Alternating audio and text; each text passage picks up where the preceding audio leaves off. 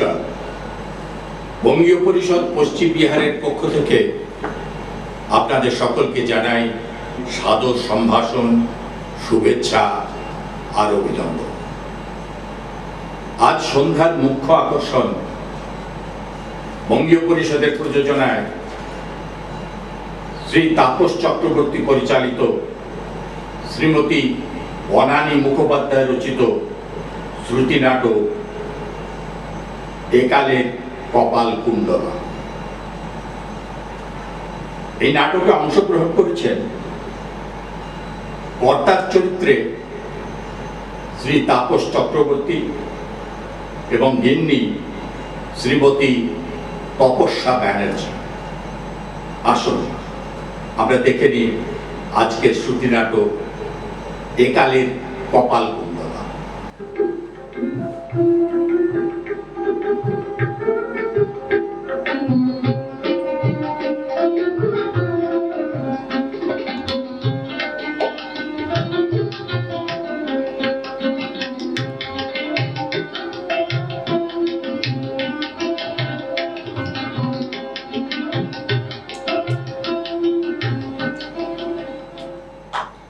মানুদা, ও মানুদা, মানুদা শুনতে পাচ্ছ? বৌদি দিদিমণিকে একবার এই ঘরে পাঠিয়ে দাও তো। মানুদা, কি হলো কি? হ্যাঁ, কিছুতেই সাড়া দেবে না, কিছুতেই না। হবে না কেন? যেমন মনি তেমনি তার পেয়ারের দাস, দুটোই হয়েছে সমান। ইনি নিশ্চয়ই বাড়ি নেই। আচ্ছা, রোজ রোজ যায় কোথায়? রাত ৮টা বাজতে চললো, এখনো বাড়ির গিন্নির দেখা নেই। ব্যাপারটা কি? হয় উনি থাকবেন বাড়িতে, আর না হয় আমি। উফ, কি গরম! মানুদা, মানুদা, শীঘ্রই এক কাপ চা নিয়ে আয় না রে। ভীষণ মাথা। ওমা, তুমি তুমি কখন এলে? মানুদা, এক কাপ নয়, দু কাপ চা নিয়ে আয় তাড়াতাড়ি। লাগবে না। কেন লাগবে না কেন? তা চা খেয়ে এসেছো? কোত্থেকে গো? জমের বাড়ি থেকে। তাই? বেশ ভালো। মানুদা, 2 কাপ নয়, 1 কাপ। দাদা বাবু খাবেন না। চাবিটা দেখি। কিসের কিসের চাবি? আমার আলমারির চাবি। কি দরকার বলো, আমি বার করে দিচ্ছি। আমি বার করে নেব। পারবে না, উল্টে ঝামেলা বাঁধাবে। কোনোদিন অভ্যাস নেই। এই তক্ক করো না, একদম তক্ক করো না। আমি ঠিক পারবো। কি ব্যাপার বলো তো? মেজাজ একেবারে তুঙ্গে। ওমা, সুটকেসে জামা কাপড় ভরছো কেন? কোথাও যাবে নাকি? হ্যাঁ, যাব। কোথায় গো? জমের বাড়ি। উনি থাকেন কোথায়? কিনি? মিস্টার জোম? তার মানে?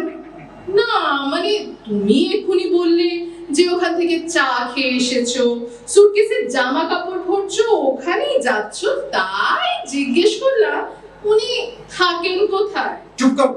চুপ করো। তোমার সাথে আমার মস্করা করা সময়ও নেই, ইচ্ছেও নেই। বলি, এতক্ষণ ছিলে কোথায়? ওমা, সিনেমা দেখতে গিয়েছিলাম। ও, তোমাকে বলিনি বুঝি? দিলওয়ালে দুলহানিয়া লে যায়েঙ্গে। বাহ, চমৎকার। সত্যি চমৎকার। সিনেমার লাস্ট সিনটা যদি দেখতে না, শাহরুখকে মেরে মেরে ট্রেনে তুলে দিল, এদিকে আমরেশপুরি কাজলকে হাত ধরে টেনে রেখেছে, ট্রেন ছেড়ে দিচ্ছে, কাজল একটা হাত বাড়িয়ে, শাহরুখ আরেকটা। ওগো, তুমি যদি একবার দেখতে গো, আমি তো কেঁদে কেঁদে একসা, আমার রুমালটা ভিজে একাকার। কত হলো? কি গো? বয়স? ও, ভুলে গেছো? তোমার 7, না মানে আমার 7, তোমার 65। মনে আছে? তোমার কত হলো সেটা তোমার মনে আছে? ও, মনে থাকবে না? অবশ্য সবাই বলে আমাকে দেখতে নাকি 7 মনেই হয় না। আমার চেহারাটা বেশ নরম সরম, আর তোমাকে তোমাকে দেখে তো পুরো 70। এই, ঠিক আছে ঠিক আছে, অত কথা বলার দরকার নেই। আমি আমি চলে যাচ্ছি। সিরিয়াসলি? মানে তুমি চলে যাচ্ছ? এই 30 বছরে তুমি অন্তত 656 বার বলেছো বাড়ি থেকে চলে যাচ্ছ, কিন্তু যাওনি। তাই জিজ্ঞেস করছি, এবার কি তুমি সত্যি সিরিয়াস? হ্যাঁ, আমি সিরিয়াস সিরিয়াস। এবার নিশ্চিন্ত। না না, নিশ্চিত হব কি করে? আগে তুমি যাও তো, না চালে বিশ্বাস নেই। আগে যাও তো। ঠিক আছে ঠিক আছে, এত ভাববার কিছু নেই। আমি বাড়ি থেকে চলে যাচ্ছি একেবারে। আরে দাঁড়াও দাঁড়াও, এত তাড়াতাড়ি কি আছে? একটা কথার জবাব দাও। সবাই যখন জানতে চাইবে যে অমুক বাবু বাড়ি থেকে চলে গেলেন কেন, তখন আমি কি বলবো? তোমার গৃহত্যাগের কারণ তো জানি না। জানো না? না, ই আর কি? না, জানি না। নাকি জেনেও না জানার ভান করছো? যত সব কারণ জিজ্ঞাসা করছো, জানি না জানি না। গৃহত্যাগের কারণ তুমি তো। আমি? হ্যাঁ তুমি। আমি তোমার গৃহত্যাগের কারণ? বাহ বাহ বাহ, আমি তোমার গৃহত্যাগের কারণ। দোষী জানিল না কিবাদার অপরাধ, বিচার হইয়া গেল। Excellent excellent. খবরদার খবরদার, নাটক করবে না। চিরজীবন নাটক করে গেল। তখনই আমি বলেছিলাম নাটকের বাড়ির মেয়েকে বিয়ে করব না, শুধু একটু করবে, যেমন বাপ এই, তেমনি তার মেয়ে এই। হয়েছে। দুজনই নাটক। এই চুপ, একদম মা বাপ তুলে কোনো কথা হবে না। এই, আমাকে একদম রাগাবে না বলছি। কেন কেন রাগলে কি হবে শুনি? কুরুক্ষেত্র হয়ে যাবে বলছি, মনে থাকে জানো। কুরুক্ষেত্র? তুমি যদি রেগে কুরুক্ষেত্র বাঁধাও, আমিও তাহলে দ্বিতীয় পানিপথ বাঁধিয়ে ছাড়বো। তুমিও এটা মনে রেখো। এ তো দেখছি একেবারে পার পেয়ে গেছে। আর যাবেই বা কেন? দিনের পর দিন বাড়ির বাইরে ঘুরে বেড়াচ্ছে। এই দিনের পর দিন মানেটা কি? দিনের পর দিন? পর 7 দিন, 7 দিন আমি বাড়ি ফিরে এসে তোমাকে দেখিনি। চেঁচাচ্ছে। আজও রাত 8টার সময় বাড়ি ফিরেছো। ওহ, ভগবান, ষাঁড়ের মতন চেঁচিও না। বলি এটা বাড়ি না ধর্মশালা? ষাঁড়ের মতন চেঁচিও না। গলার আওয়াজে এক্ষুনি পাড়ার সকলে শুনতে পাবে, জড়ো হয়ে যাবে। ফুলসজ্জার দিন মশাই কানে কানে বললেন, আমি তোমায় ভালোবাসি। সেটাও গলির মোড়ে মিষ্টির দোকান পর্যন্ত শোনা গিয়েছিল। পাড়ার সবাই বলা বলি করছিল, আহারে ছেলেটা ফুলসজ্জার দিন মাথা খারাপ হয়ে গেল রে, ভালোবাসি ভালোবাসি বলে। আর এদিকে আমার কানটা খারাপ হয়ে যাবার অবস্থা হয়েছে। ভালো হবে না বলছি, একদম কথা ঘোরাবে না। আজ পাড়ার সবাই জানুক বাড়ির গিন্নি রাত 8টার আগে বাড়ি ফেরে না।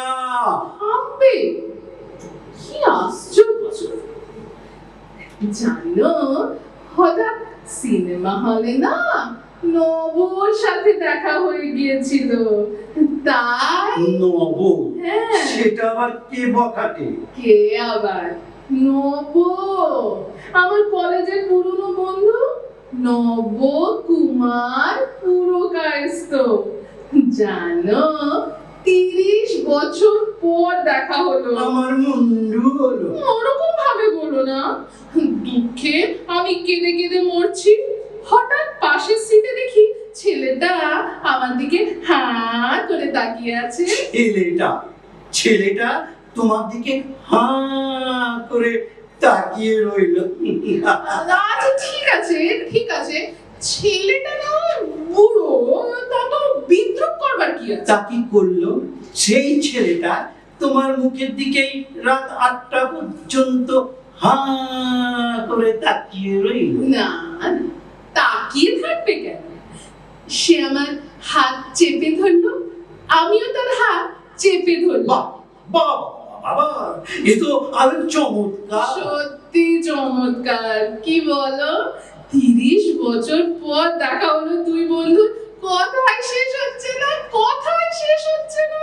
আমার সাথে কথা বলার সময় পায় না, কোথাকার কে উড়ে এসে জুড়ে বসলো, তার সাথে ওই বুকুম বুকুম পায়রার মতো কথা বলা ছত্ত শখ। কিছু বলছিলে? না না না, আমি বলছিলাম ওই তোমার ওই হাঁ করে তাকিয়ে থাকার ছেলেটা তারপর কি করলো? রাত্রি হয়ে গেল, তাই জন্য তো আমাকে চলে আসতে হয়েছিল।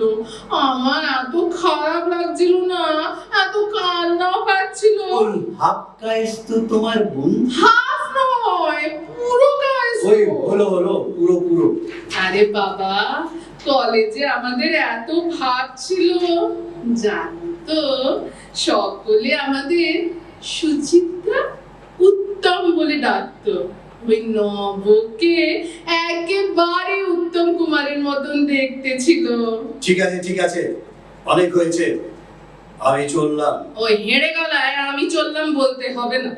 আমি আমি অনেক কথাই শুনলাম, হেড়ে গলা, ষাঁড়ের মতন গলা।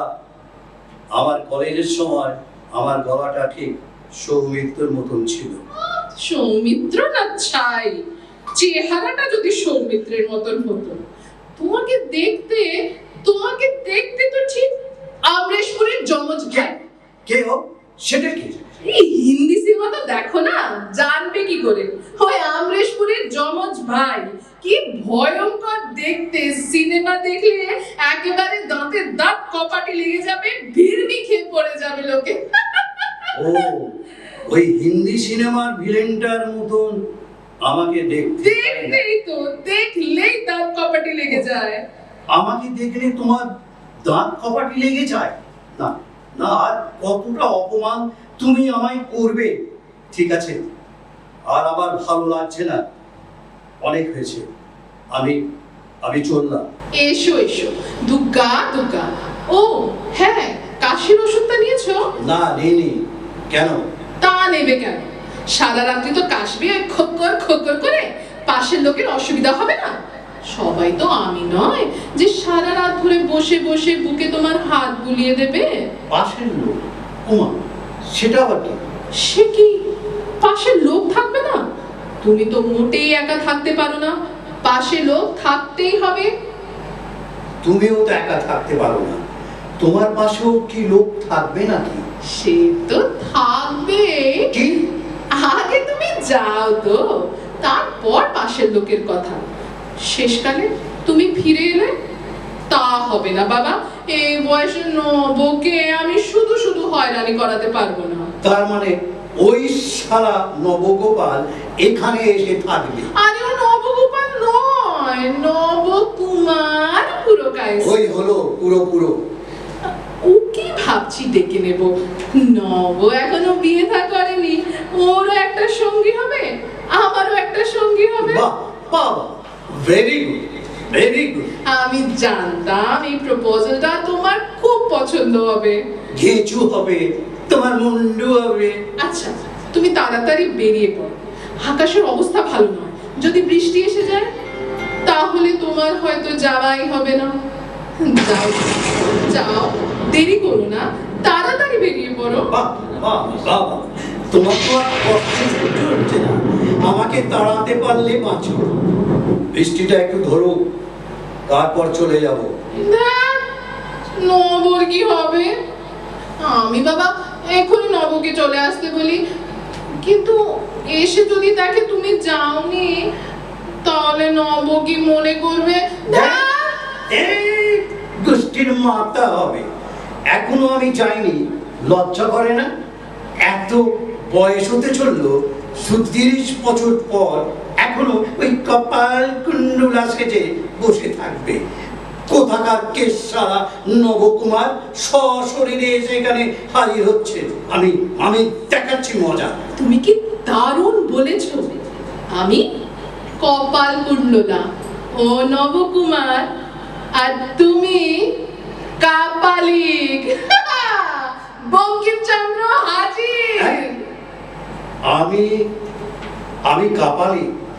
শালা, এত দূর আসপর্দা, এই সব নবকুমার টবকুমার এখানে এসে হাজির হচ্ছে, এখন চলবে না এখানে। আরে হাজির হবে নাই বা কেন? আমাদের একটা অ্যালুমনাই অ্যাসোসিয়েশন হয়েছে না, সব নব আসবে না এমন কখনো হয়? সব বন্ধুরা আসছে, টারাং টারাং টিয়ে সবার সঙ্গে দেখা হবে, বিকেলে ওখানেই যাচ্ছি। ট্যারাং ট্যারাং টি। তোমার অনেক বন্ধু না? হ্যাঁ, অনেক অনেক বন্ধু। এই এই ধরো শঙ্খ, সায়ন, সার্থক, সব্যসাচী, মিলন, অপূর্ব, কিন্তু কিন্তু সবার উপরে নব। সব ছেলে বন্ধু না? না মানে আছে, আছে লতিকা, লতিকা ওরা সবাই। এই লবঙ্গ লতিকা। তাহলে আমাকে আর তোমার প্রয়োজন নেই। চমৎকার, তুমি ওই অষ্টবাস পরিবেষ্টিত হয়ে বসে থাকো। আমি আমি চললাম। এসো এসো, দুর্গা দুর্গা, রাত্রি হয়ে গেছে, তোমার দেরি হয়ে যাবে, কিছু খেয়ে যাবে? কি দয়া রে, কিছু খেয়ে যাবে? একেবারে ওই মহিলা চৈতন্য দেব এসে হাজির হয়েছে। খাবো না, কিছু মুখে দিয়ে যাব না। আচ্ছা তাহলে এসো এসো, আর তোমার দেরি করাবো না। এই নাও ছাতা, আর ওয়াটারপ্রুফও আছে।